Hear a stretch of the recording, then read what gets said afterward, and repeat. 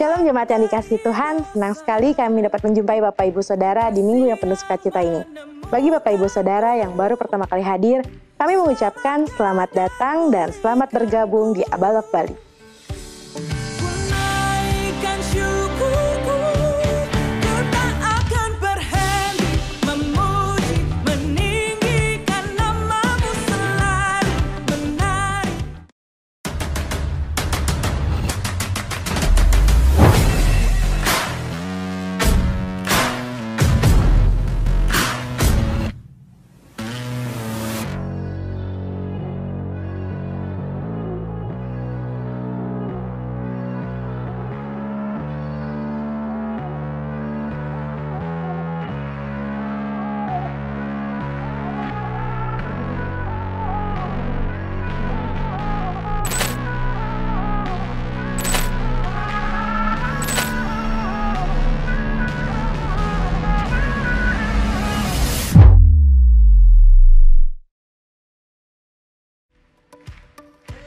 Yeremia 1 ayat 7. Tetapi Tuhan berfirman kepadaku, janganlah katakan aku ini masih muda, tetapi kepada siapapun engkau kuutus, haruslah engkau pergi. Dan apapun yang kuperintahkan kepadamu, haruslah kau sampaikan. New face, new faith, new hope to be impactful. Abayutin hadir sebagai wadah untuk anak-anak muda Abalok berkumpul, bertumbuh, berbuah bersama. Ibadah Abayutin diadakan setiap hari Sabtu open gate pada pukul 5 sore bertempat di lantai 3 Gereja Abalok.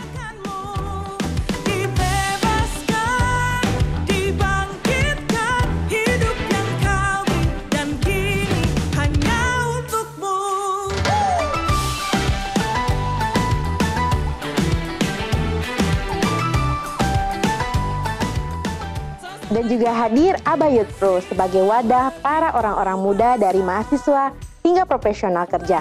Kita akan menyembah bersama pada hari Kamis tanggal 30 Maret 2023 pukul 7 malam bertempat di lantai 3 Gereja Abalok. Selamatkan dan pulihkanku, ku naikkan syukurku, ku tak akan berhenti memuji, meninggikan namamu selalu, menari, memuliakanmu. Adik-adik Kega, ibadah Kega diadakan setiap hari Minggu pukul 9 pagi bertempat di lantai 2 Gereja Abalok.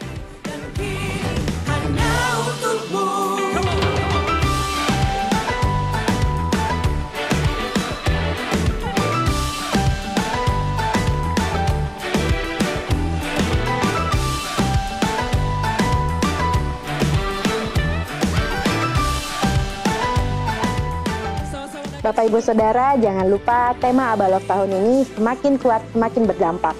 Kita sudah memasuki bulan ketiga di tahun 2023. Minggu lalu kita sudah mendengar tentang bagaimana mengelola uang sehingga uang itu menjadi berkat. Kita akan terus belajar dan merenungkan kebenaran sampai kita berdampak bagi sekitar kita. Oleh karena itu, kami mengajak Bapak Ibu Saudara untuk mengikuti ibadah onsite pada hari Minggu pukul 9 pagi bertempat di lantai 3 Gereja Abalok.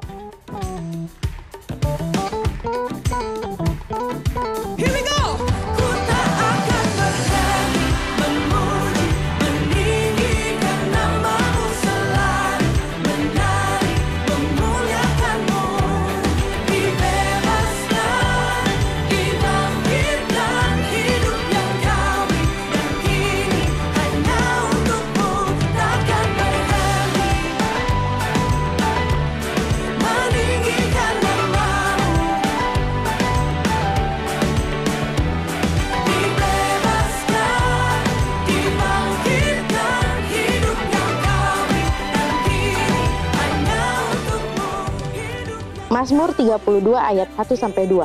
Dari Daud, nyanyian pengajaran. Berbahagialah orang yang diampuni pelanggarannya, yang dosanya ditutupi.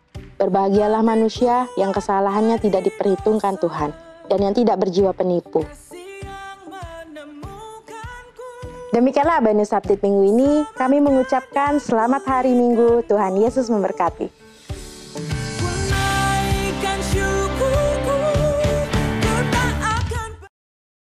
Shalom Bapak Ibu Saudara yang terkasih.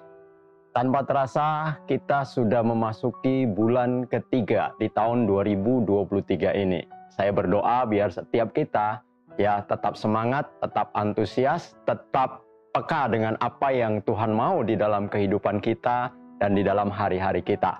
Bapak Ibu saudara dikasih oleh Tuhan, hari ini kita akan berbicara tentang ya keuangan yang dikaitkan dengan bagaimana dengan proses kita memberi atau mempersembahkan ya sesuatu ketika kita datang ke rumah Tuhan.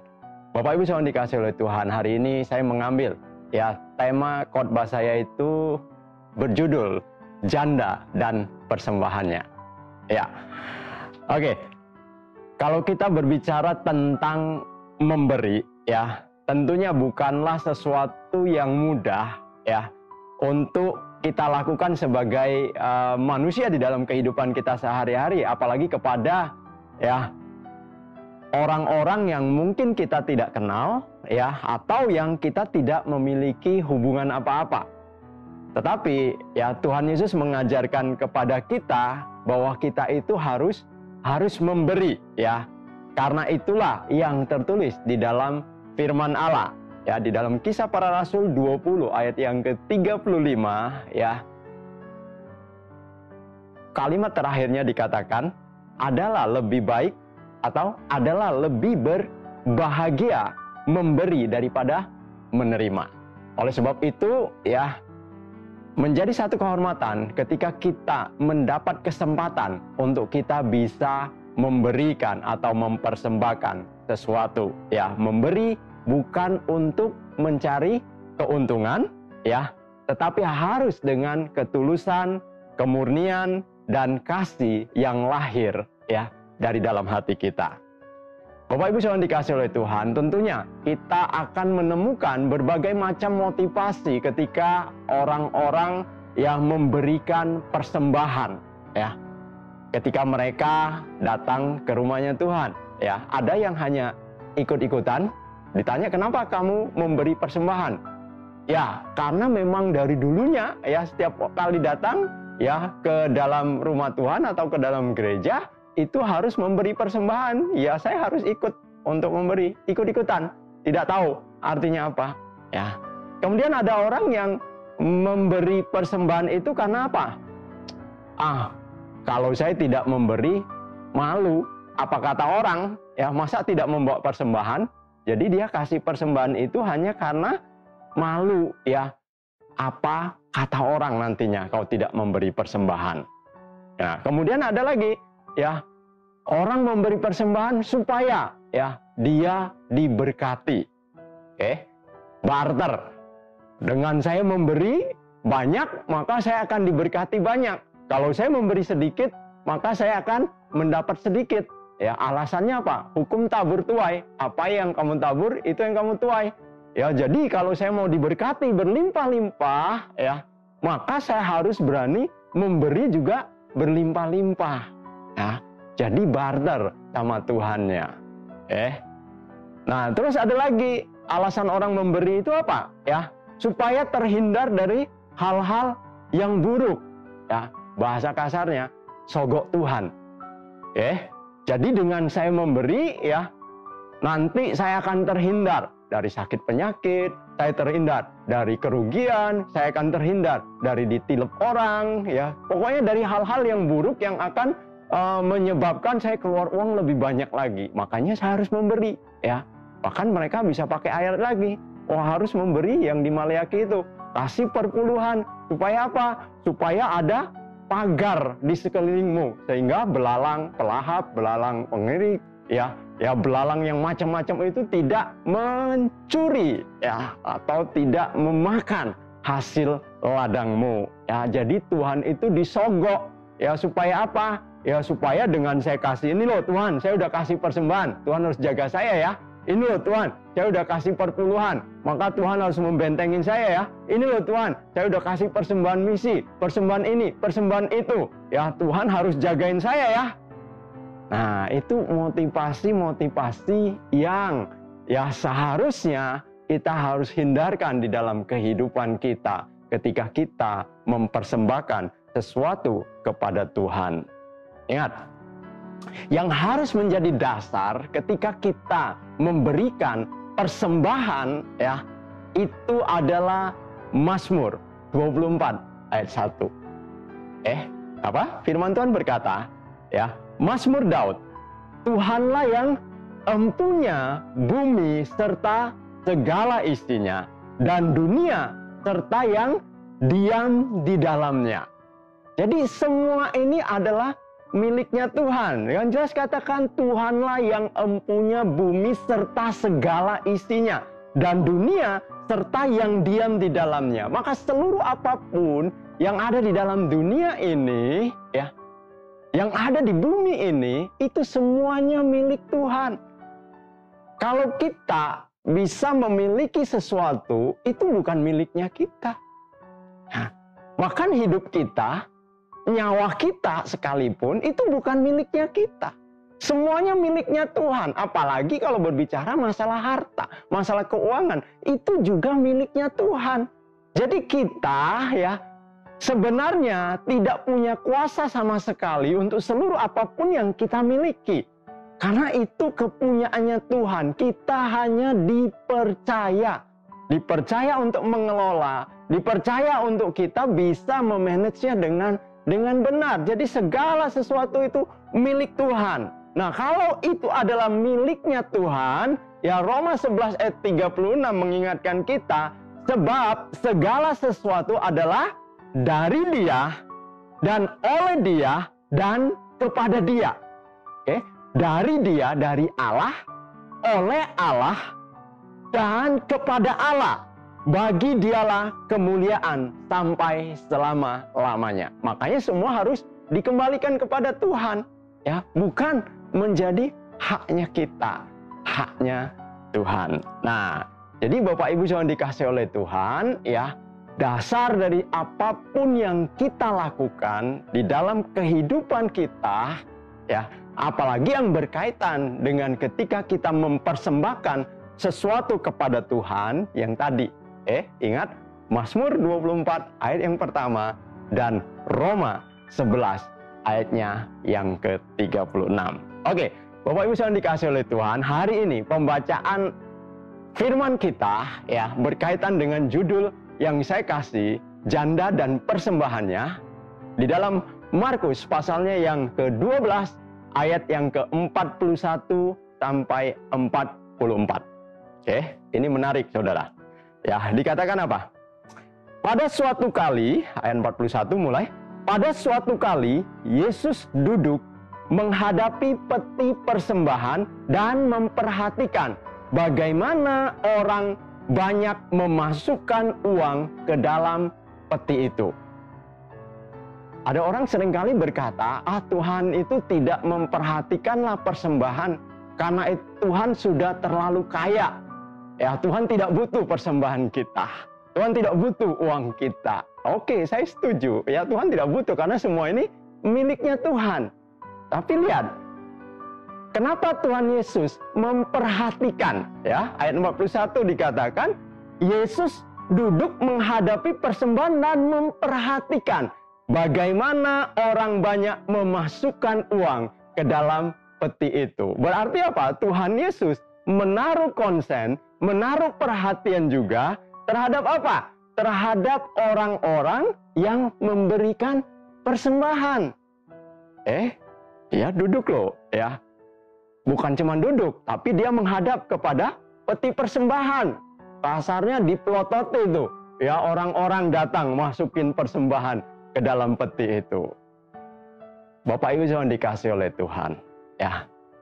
Tuhan Yesus itu menilik jauh ke dalam hati seseorang, ya, bukan sebatas apa yang dilihat oleh mata manusia. Kenapa Tuhan Yesus memperhatikan, ya, orang-orang memasukkan persembahan ke dalam peti persembahan tersebut?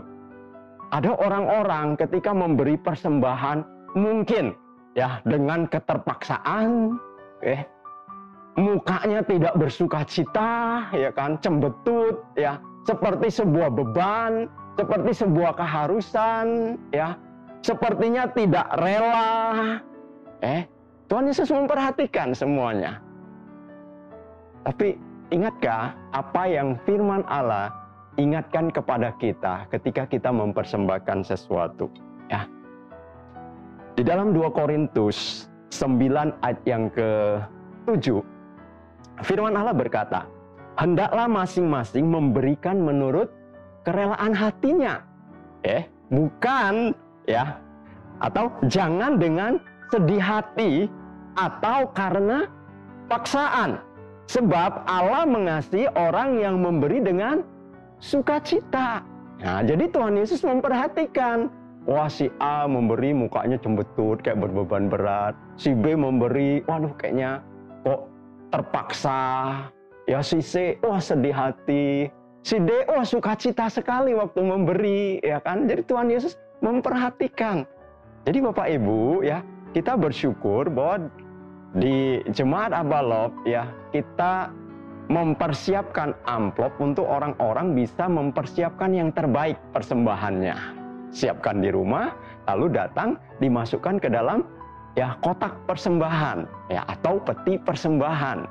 Ya, tidak main model zaman dulu, ya kan, diedarin kantong kolektor, ya, orang main rogo-rogo kantong aja, rogo-rogo dompet saja, ya toh, lalu baru dimasukkan. Kadang ya pokoknya berapa yang dapat deh, ya, kalau dapatnya cuman 1.000 ya 1.000 yang masuk, bahkan kadang dapatnya cuman apa, karcis parkir yang masuk, ya kan, karena tidak dipersiapkan dengan baik, ya. Makanya kita menyarankan jemaat, siapkanlah persembahan yang terbaik supaya bisa memberi yang terbaik juga untuk Tuhan. Masukkan ke dalam amplop, masukkan ke dalam kotak persembahan. Jangan sampai ada karcis parkir yang masuk. Oke? Nah, Bapak Ibu yang dikasih oleh Tuhan, oke?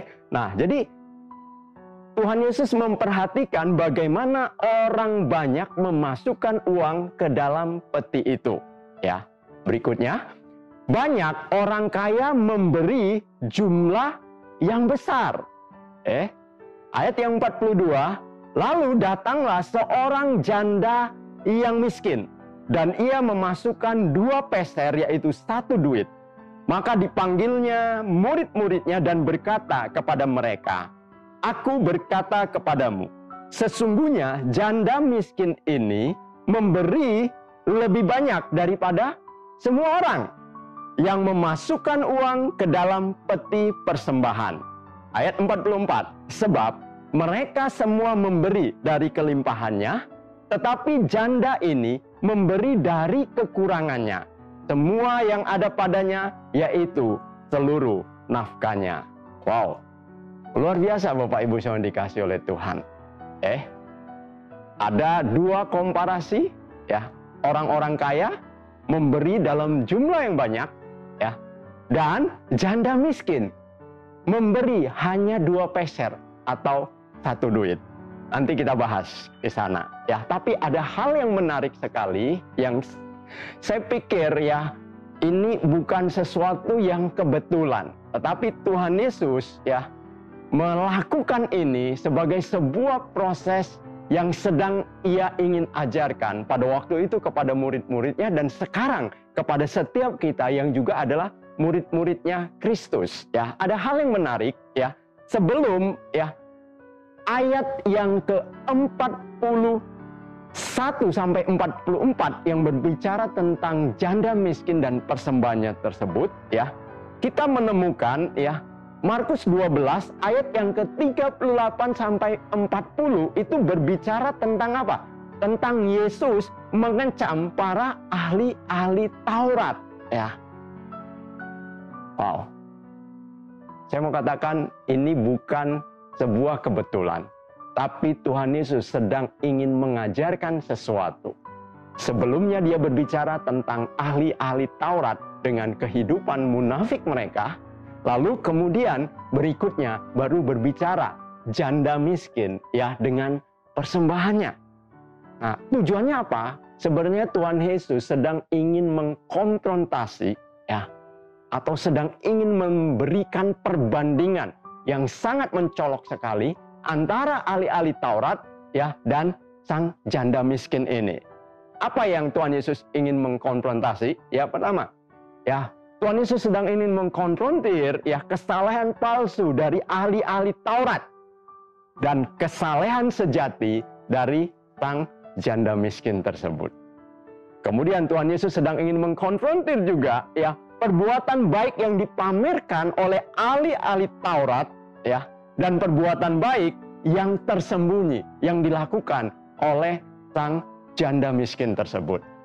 Dan yang ketiga adalah Tuhan Yesus sedang ingin mengkonfrontir ya kan hati yang dipenuhi dengan keserakahan dari ahli-ahli Taurat dan hati yang dipenuhi dengan kasih kepada Tuhan dari janda miskin sehingga dia rela memberikan segala-galanya yang ada di dalam kehidupan dia. Bapak Ibu yang dikasihi oleh Tuhan, biarlah ini juga menjadi satu pelajaran di dalam kehidupan kita. Bagian mana yang harus kita pilih? Apakah kita mau menjadi ahli-ahli Taurat yang merasa bahwa orang-orang yang sudah melakukan banyak hal tetapi tidak disertai dengan ketulusan, tidak disertai dengan kemurnian, ya, atau menjadi orang yang mungkin kelihatannya ya tersembunyi melakukan segala sesuatu, ya, tetapi didasari, dilandasi dengan satu kemurnian, dilandasi dengan kasih, dilandasi dengan satu kerelaan untuk memberikan yang terbaik kepada Sang Penciptanya. Nah, dalam ayat di atas kita menemukan ada ya dua pribadi yang bertolak belakang. Ya, yang pertama Tuhan Yesus berkata adalah orang-orang kaya. Ya, orang kaya yang dia memberi jumlah yang banyak. Markus 12 ayat yang ke-41b ya. Banyak orang kaya memberi jumlah yang besar. Kemudian yang kedua adalah sang janda miskin ini. Ayat yang ke-42 dikatakan lalu datanglah seorang janda yang miskin. Dan ia memasukkan 2 peser yaitu 1 duit. Kenapa ditulis janda miskin? Bapak Ibu yang dikasihi oleh Tuhan. Karena ada janda yang kaya juga. Bahkan lebih kaya dari orang kaya. Ya, tapi ini adalah memang berbicara tentang janda yang miskin. Nah, menurut Bapak Ibu yang dikasihi oleh Tuhan, ya, persembahan mana yang dipuji oleh Tuhan Yesus? Antara orang-orang kaya yang memberi ya dengan jumlah yang besar, dengan bangganya, dengan mungkin pongah atau sombongnya karena mereka bisa memberikan jumlah besar dan bisa dilihat oleh orang, atau sang janda miskin ya yang memberi hanya 2 peser dengan malu-malu memasukkan ke dalam kotak persembahan. Kita tahu ya Tuhan Yesus memuji sang janda tersebut sekalipun dia hanya memberikan 2 peser atau 1 duit ke dalam peti persembahan. Apa yang menyebabkan Tuhan Yesus memuji ya persembahan ya janda miskin itu dibandingkan persembahan dari orang-orang kaya yang memberikan demikian banyak ya di dalam kotak atau peti persembahan tersebut? Sederhana. Markus 12 ayat yang ke-43 menunjukkan itu. Maka dipanggilnya murid-muridnya dan berkata kepada mereka, "Aku berkata kepadamu, sesungguhnya janda miskin ini memberi lebih banyak daripada semua orang yang memasukkan uang ke dalam peti persembahan." Lah, bagaimana bisa ya janda ini memberikan jauh lebih banyak? Padahal dia memberi hanya 2 peser atau 1 duit. Sementara yang lainnya ya mungkin ya 1 kantong berdinar-dinar diberikan. Tapi Tuhan Yesus berkata, janda ini memberi jauh lebih banyak dibanding orang-orang kaya tadi. Kenapa Bapak Ibu yang dikasihi oleh Tuhan? Janda ini memberi bukan dari kelebihannya dia. Tapi janda ini memberikan seluruh apa yang ada pada dia. Kalau orang-orang kaya tadi memberi itu dari kelebihannya. Mereka memberi 1 kantong uang Tapi kehidupan mereka tidak akan terganggu karena mereka masih punya banyak simpanan. Sementara janda ini yang ada pada dia 2 peser tadi, yaitu seluruh hartanya dia, itu yang dia berikan. Makanya Tuhan Yesus berkata, janda ini memberi jauh lebih banyak. Ya, Tuhan Yesus tidak menghitung jumlahnya, tetapi Tuhan Yesus menghitung persentase dari apa yang dimiliki, apa yang kita miliki. Luar biasa. Kalau kita berbicara tentang janda, loh, apa kaitannya nih persembahan kok berbicara tentang janda? Ini janda yang miskin, bukan janda yang kaya. Nah, janda miskin ini, kalau dikatakan janda berarti sudah tidak bersuami. Ya, nggak tahu apakah suaminya meninggal, apakah dia ditinggal oleh suaminya sehingga hidup seorang diri. Ya, yang jelas dia tidak bersuami, makanya disebut janda. Kemudian dia tidak punya siapa-siapa. Janda miskin tidak punya siapa-siapa. Tetapi yang luar biasa, janda ini tetap mencintai Tuhan. Terbukti dari apa? Dia tetap datang berbakti ke baitnya Allah. Dia tidak punya apa-apa, dia tidak punya siapa-siapa, dia miskin, tetapi dia mengasihi Tuhan. Dia tetap datang ya ke baitnya Allah. Nggak tahu apakah dia jalan kaki atau seperti apa, yang pasti dia jalan kaki. Hari ini, jangan kau berkata, aduh maaf, saya capek, nggak ada kendaraan. Saya capek, tidak ada uang untuk ongkos Gojek, untuk ongkos bemo. Jadi nggak usah deh ke gereja. Atau saya tidak punya teman ya untuk ke gereja. Tidak ada orang yang menjemput saya. Tidak ada orang yang menemani saya. Udah saya nggak usah datang lagi beribadah bersama-sama. Oh, kalah kita sama sang janda ini. Dia tidak punya siapa-siapa, dia tidak punya apa-apa. Tetapi dia tetap datang ke baitnya Allah. Oleh karena apa? Dia mengasihi Allah. Ya.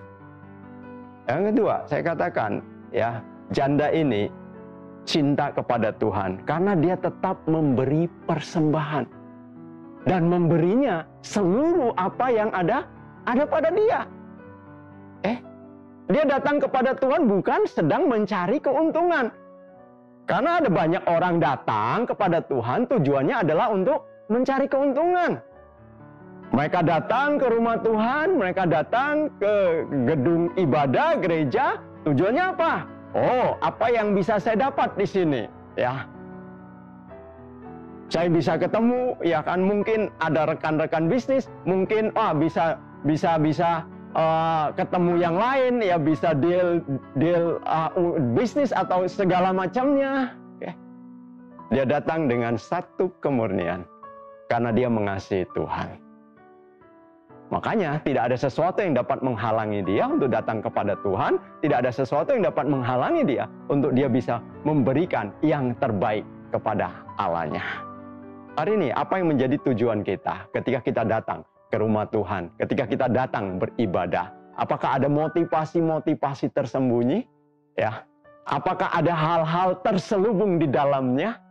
Manusia mungkin tidak bisa melihat itu, tetapi Tuhan menilik jauh ke dalam hati kita.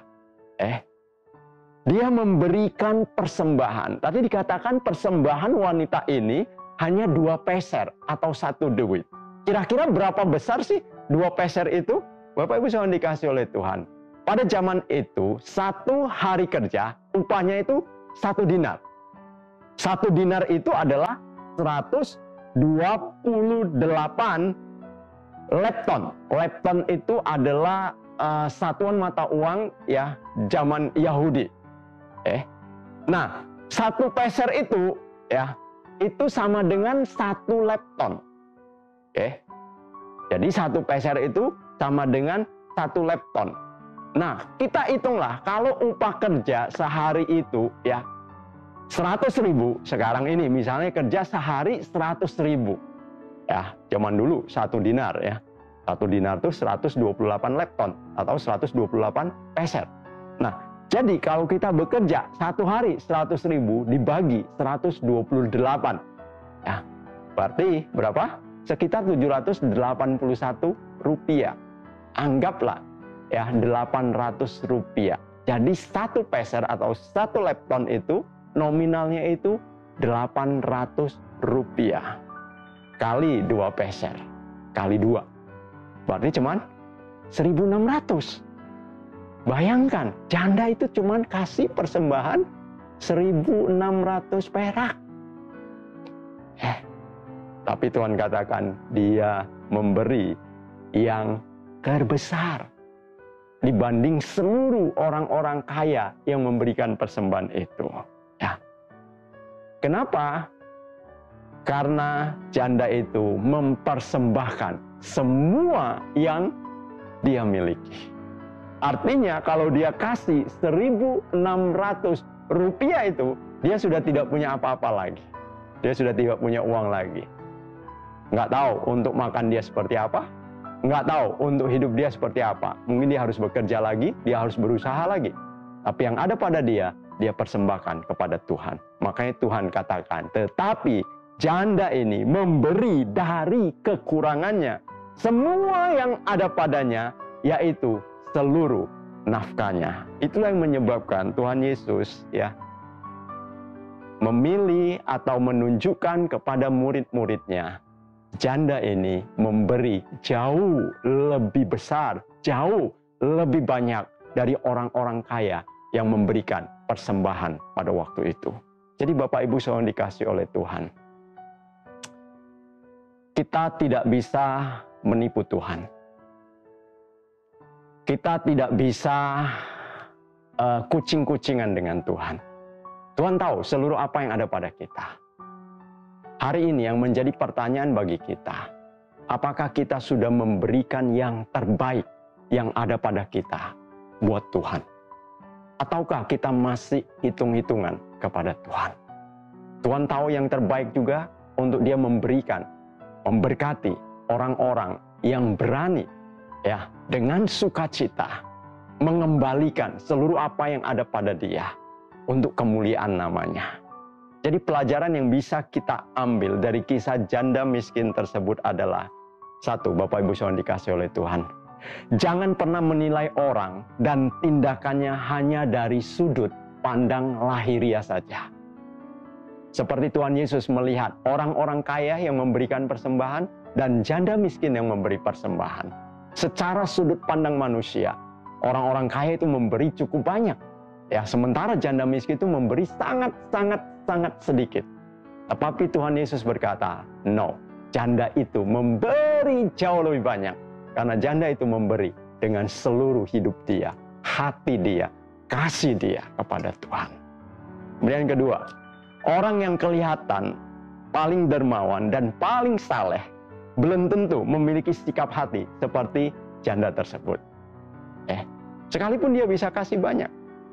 Bapak Ibu saudara dikasih oleh Tuhan, salah satu orang yang terkaya yang ada di dunia ini, ya, dia urutan ketiga, namanya Gautam Adani, ya, yang memiliki perusahaan yang bergerak di bidang energi yang terbarukan, energi hijau, kemudian di bandara, pelabuhan, ya, dia memiliki usaha seperti itu, ya.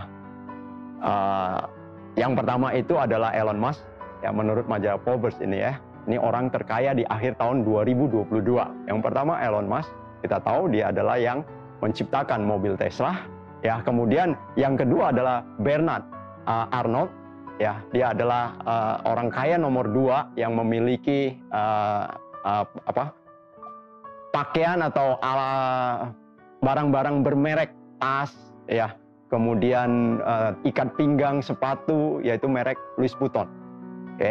Dan Gautam Adani ini orang kaya yang ketiga.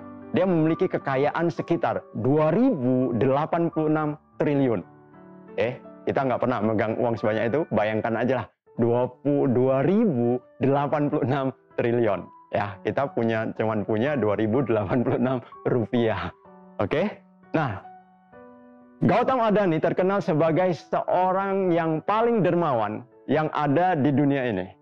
Karena dia rela untuk menyumbangkan ya, uang untuk hal-hal yang sosial berkaitan dengan pendidikan dan kesehatan itu sebesar 119 triliun. Wow. Kelihatannya banyak. Kelihatannya banyak. Pernah lihat uang 119 triliun? Belum pernah. 119 juta aja belum pernah, apalagi triliun. Kelihatannya banyak. Tapi itu belum ada 1/10 dari kekayaannya dia. Jadi dia kelihatannya orang yang paling dermawan. Yang bisa menyumbangkan demikian banyak uang untuk sesuatu yang berkaitan dengan kemanusiaan. Tetapi dia masih kalah dengan janda yang memberikan 2 peser tadi. Karena apa? Kau tahu memberikan 119 triliun, ya, itu belum ada 1/10 dari nilai kekayaannya dia. Artinya dia masih punya ribuan triliun yang tidak akan berpengaruh apa-apa dengan kehidupan dia. Sementara sang janda ini, dia memberi cuman 2 peser, 1.600 rupiah, tapi itu seluruh hidupnya dia. Dia udah nggak punya apa-apa lagi. Jadi orang yang kelihatan dermawan dan paling saleh belum tentu memiliki sikap hati seperti sang janda miskin ini. Yang keempat, Allah mengetahui hal-hal tersembunyi dan isi hati manusia. Tadi saya katakan, kita tidak bisa menipu Allah, kita tidak bisa kucing-kucingan dengan Allah, kita tidak bisa mencurangi Allah. Karena Allah mengetahui apa yang ada di dalam isi hatimu yang paling dalam. Dan yang terakhir, yang paling menentukan nilai seseorang untuk apapun yang dia lakukan, untuk apapun yang dia beri, adalah motivasi ketika dia melakukannya. Motivasinya karena dia mengasihi Allah, motivasinya karena dia tahu bahwa semua ini adalah miliknya Allah, atau motivasinya supaya dia dihormati oleh manusia, supaya dia dipuja dan puji oleh manusia, supaya dia kelihatan bahwa dia orang yang kaya raya, supaya dia pokoknya segala sesuatu yang berkaitan dengan dirinya sendiri. Tuhan tidak mau itu. Ingat, nilaimu akan diukur dari motivasi ketika engkau melakukan sesuatu. Jadi Bapak Ibu yang dikasihi oleh Tuhan, hari ini saya mau mengingatkan kepada setiap kita, ketika kita memberikan apapun, memberikan persembahan kita, baik berupa uang, perpuluhan, persembahan diakonia, persembahan misi, persembahan khusus lainnya, atau ketika kita mempersembahkan hidup kita, waktu kita, perhatian kita untuk sesuatu yang bisa memberkati orang-orang, itu harus merupakan pengakuan bahwa apa yang kita miliki atau yang kita terima itu semuanya berasal dari Tuhan. Kalau saya bisa mempersembahkan uang, saya tahu uang, kekayaan saya itu dari Tuhan. Allah memberkati saya, mencukupi saya, itu semua karena Allah, karena Tuhan. Kalau Tuhan bisa memakai saya untuk saya memberi waktu saya, memberikan perhatian saya, memberikan seluruh apa yang ada pada saya tahu karena hidup saya ini juga adalah pemberiannya Tuhan. Hidup saya ini ada juga karena belas kasihannya Tuhan. Jadi itu sebagai bentuk pengakuan bahwa semuanya berasal daripada Tuhan. Kemudian, itu harus menjadi tanda syukur kita kepada Tuhan atas apa yang telah Dia berikan kepada kita. Syukur kita. Kita bersyukur kalau kita masih hidup. Kita bersyukur kalau kita masih bisa menikmati kecukupan atau kelebihan yang ada pada kita. Kita bersyukur kalau kita masih diberi talenta, kemampuan, kapasitas, keahlian, kekayaan. Kita bersyukur. Oleh sebab itu kita harus mengekspresikan rasa syukur ini kepada Tuhan dengan seluruh apa yang bisa kita lakukan. Tujuannya adalah apa? Tuhan, Dan hal yang penting sekali adalah ungkapan kasih kita kepada Tuhan. Kita tahu dengan seluruh apapun yang kita berikan, yang kita lakukan, ya sebenarnya tidak bisa membalas apa yang sudah Tuhan perbuat atas hidup kita. Dia yang sudah mati, Dia yang sudah memberikan nyawanya sekalipun untuk menebus hidup kita. Itu sudah terlalu besar, terlalu mulia, terlalu agung. Ya, jadi sebagai ungkapan kasih Tuhan, aku mengasihi engkau. Aku tahu dengan seluruh apa yang saya lakukan, saya tidak bisa membalas kasih yang sudah engkau berikan kepada saya. Tetapi izinkanlah untuk saya bisa mengekspresikan, mengungkapkan kasih saya kepada engkau dengan apa yang bisa saya lakukan, dengan apa yang saya miliki. Bapak Ibu saudara dikasihi oleh Tuhan. Tuhan senang ketika kita bisa menunjukkan kasih kita kepada Dia. Dan hal yang terakhir adalah itu wujud dari kerinduan hati kita, ya, untuk menggunakan apa yang kita miliki, ya, bagi apa? Bagi kerajaannya dan bagi kemuliaannya. Ya. Seperti apa yang tadi dikatakan, ya, di dalam Roma 11 ayat 36. Sebab segala sesuatu adalah dari Dia dan oleh Dia dan kepada Dia. Bagi Dialah kemuliaan sampai selama-lamanya. Bapak Ibu saudara dikasihi oleh Tuhan, itu adalah wujud kerinduan dari hati kita, ya. Untuk kita katakan, Tuhan, karena saya tidak memiliki semua ini, biarlah semua ini dipakai bagi kerajaan-Mu dan bagi kemuliaan nama-Mu. Bapak Ibu saudara dikasihi oleh Tuhan, supaya apa? Supaya apapun yang kita lakukan, yang kita berikan, yang kita persembahkan, Tuhan menemukan bahwa itu lahir dari kedalaman hati kita, oleh karena kita mengasihi Dia, oleh karena kita ingin yang terbaik, kita bisa persembahkan kepada Dia. Jadi tetap semangat untuk kita bisa mempersembahkan yang terbaik bagi Allah kita, melalui harta kita, talenta kita, keahlian kita, waktu kita, perhatian kita, seluruh apa yang ada pada kita, untuk dan bagi kemuliaan namanya. Tuhan Yesus memberkati kita semua.